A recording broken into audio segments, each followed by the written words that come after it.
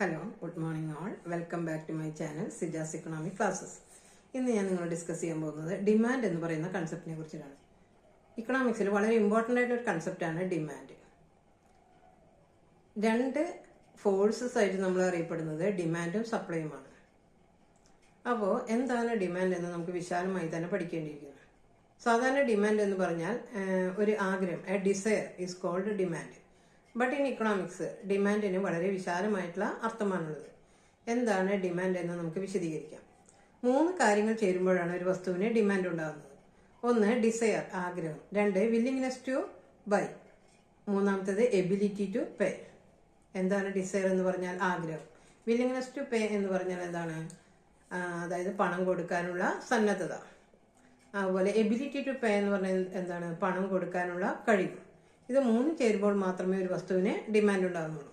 ഒരു ഉദാഹരണം പറയുകയാണെങ്കിൽ, ഒരു കാർ വാങ്ങാൻ നമുക്ക് ആഗ്രഹമുണ്ട്, പക്ഷെ പണം കൊടുക്കാനുള്ള സന്നദ്ധതയില്ല, പണം കൊടുക്കാനുള്ള കഴിവുമില്ലെങ്കിൽ നമുക്ക് ഡിമാൻഡ് ഇല്ല എന്ന് നമുക്ക് പറയാം, അല്ലേ? അതുപോലെ തന്നെ പണം കൊടുക്കാനുള്ള സന്നദ്ധതയുണ്ട്, കഴിവുണ്ട്, പക്ഷെ ആഗ്രഹമില്ലെങ്കിലും ഡിമാൻഡ് ഉണ്ടാകുന്നില്ല. ഇതിലേതെങ്കിലും ഒന്ന് ഇല്ലാതായാൽ ഡിമാൻഡ് ആകുന്നില്ല എന്നാണ് അർത്ഥമാക്കുന്നത്. അപ്പോൾ ഡിമാൻഡ് വളരെ ഇമ്പോർട്ടൻ്റ് ആയിട്ടുള്ള സ്ഥാനമാണ് ഇക്കണോമിക്സിനുള്ളത്. ഡിമാൻഡ് 3 ആയിട്ട് തരംതിരിച്ചിരിക്കുന്നു. 1 ഇൻഡിവിജ്വൽ ഡിമാൻഡ്, വ്യക്തിഗത ചോദനം. 2 ഹൗസ് ഹോൾഡ് ഡിമാൻഡ്, ഗാർഹിക ചോദനം അല്ലെങ്കിൽ കുടുംബ ചോദനം. 3 മാർക്കറ്റ് ഡിമാൻഡ്, കമ്പോള ചോദനം. അപ്പോൾ അതിനു മുന്നേ നമുക്ക് എന്താണ് ഡിമാൻഡ് ഫോർ എ കമ്മോഡിറ്റി എന്ന് നോക്കാം. ഡിമാൻഡ് ഫോർ എ കമ്മോഡിറ്റി എന്ന് പറഞ്ഞു കഴിഞ്ഞാൽ ഒരു കമ്മോഡിറ്റിയുടെ ചോദനം എന്ന് പറയുന്നത് എന്താണ് എന്നാണ്. Quantity of a commodity that an individual consumer is willing to buy in a given period of time at a given price. നിശ്ചിത വിലയ്ക്ക് നിശ്ചിത സമയത്തിനുള്ളിലെ ഒരു ഉപഭോക്താവ് വാങ്ങാൻ സന്നദ്ധമാകുന്ന അളവിനെയാണ് ഒരു വസ്തുവിന്റെ ഡിമാൻഡ് എന്ന് പറയുന്നത്. ഇത് തന്നെയാണ് നമ്മുടെ ഇൻഡിവിജ്വൽ ഡിമാൻഡ് എന്ന് പറയുന്നത്. അപ്പോൾ നമ്മൾ ഡിമാൻഡിനെ 3 ആയി തരംതിരിച്ചു എന്ന് പറഞ്ഞു.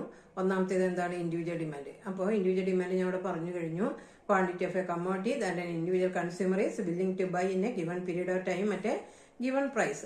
അതുപോലെ ഇൻഡിവിജ്വൽ എന്നുള്ളിടത്ത് ഹൗസ് ഹോൾഡ് എന്നുള്ളൊരു മാറ്റം മാത്രമാണ് ഇതിൽ വരുന്നത്, ഹൗസ് ഹോൾഡ് ഡിമാൻഡ് വരുന്നത്. അതായത് quantity of a commodity that an house hold willing to buy in a given period of time at a given price, that is household demand. അതാണ് കുടുംബ ചോദനം എന്ന് പറയുന്നത്.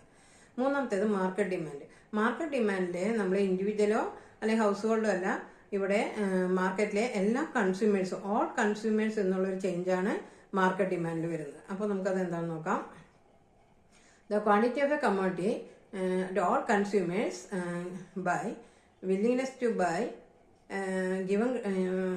given period of time at a given price, that is market demand.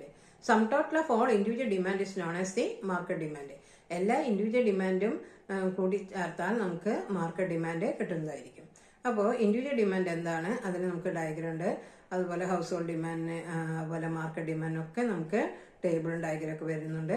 അപ്പോൾ നമുക്കത് അടുത്ത ഇതിൽ നമുക്ക് നോക്കാം. അപ്പോൾ നമ്മൾ ഇതിൽ പഠിച്ചത് എന്താണ് ഡിമാൻഡ് എന്ന് പറയുന്നത്.